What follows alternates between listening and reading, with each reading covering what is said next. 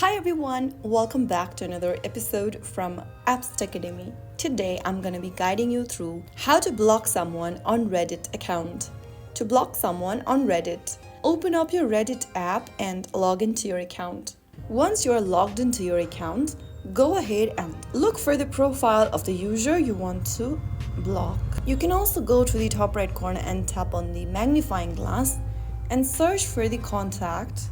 Go to People tab at the top right and you will see a list of contacts. Go ahead and choose one of the contacts you're trying to block and this will open up their profile. Now, click the three dots at the top right. In the pop-up, click on Block Account and confirm by tapping Yes, Block. Soon after you do that, you will be able to block the user. So that's how you easily block someone on Reddit. If you found the video helpful, don't forget to like, share and subscribe.